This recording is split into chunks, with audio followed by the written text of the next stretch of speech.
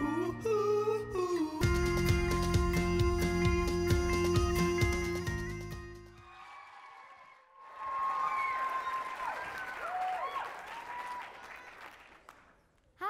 I'm Maia Schwinghammer. I'd like to ask, who here knows what freestyle skiing is? Come on, raise your hands. Well, I'm a freestyle skier. Freestyle skiing brought 7 medals home to Canada in the Sochi Olympic Games. There are actually 4 events in freestyle: halfpipe, moguls, slopestyle, and aerials. I love them all, but my specialty is moguls. Today I'm going to talk to you about my journey. I grew up in Saskatoon, Saskatchewan. In the prairies, there wasn't a lot of opportunities for me in my sport. So now we live in Whistler for the winter. Cool, right? It's not always as fun as it looks. I have to do so much homework. The stress from that, as well as the stress from competing, that's not always easy to deal with. But the thing that helps me the most with it is my ski team, my friends. There's no way I'd be here without them. When you're competing in anything, it's so important to have support, to know that no matter what, there will always be someone who has your back. My friends/teammates inspire me every single day to do the things I love, to push myself to do better, and to be a better person. One of the happiest moments in my sport isn't being on the podium. It's the feeling you get when you've put down a solid run and at the bottom, all your friends and teammates pretty much swarm you with hugs. But my teammates aren't just there for me when I have a good run. They're there for me when I have a bad run as well. Like, for example, I had my first big competition in Calgary for the Canada Cup. It was the second day and I was at the top, in the gate, ready to go. My heart was pounding. I thought it was just all the adrenaline and excitement, but as soon as I pushed through the gate, I knew it was nervousness. And then I fell. Not once, not twice, but 3 times. Think about it, falling 3 times in one run. I didn't even know that was possible. Let's just say I wasn't the happiest person then. But as soon as I got down, all my friends came and gave me hugs and said it was all right. I was still disappointed, but I knew that me being sad wasn't going to do anyone any good. So I was upset for a bit, then I just knocked it off my shoulders. The hardest part of that day was when one of my best friends, Rain Haziza, had the run of her life. Rain, I know you're out there. Come on, give me a wave. Oh, there she is. Okay, so you see, Rain had made it to finals. I was so proud of her that day. It's a huge accomplishment when a young girl makes it to finals in such a big event. But deep down, I know this is bad. I wanted to be up there with her, doing another run. When she came down, I cheered as hard as I could, because that's what friends do. No matter what happens to you or your friend, you have to support them and cheer them on. So I let out all the support I had, and I cheered my heart out for her. And at the end of it all, I wasn't even upset. I was happy Rain had made it. She deserved it, and she's done that for me so many times.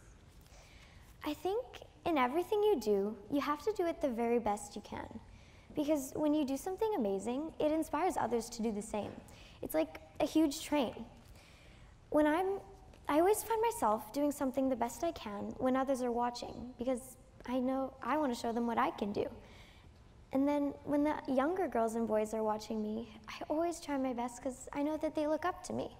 Then they try to be like me. And when they do that, it really makes me proud because I know that when they get older, young people will look up to them. It's a train that goes on forever. For me, that train started when I went to Momentum Camps in Whistler.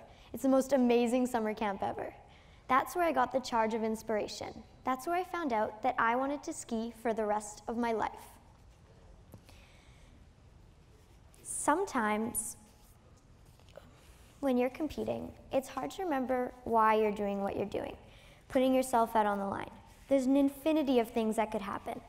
But the most important part is remembering why you're doing it. Remembering that you love it. There's no other reason why someone would want to risk it all like that.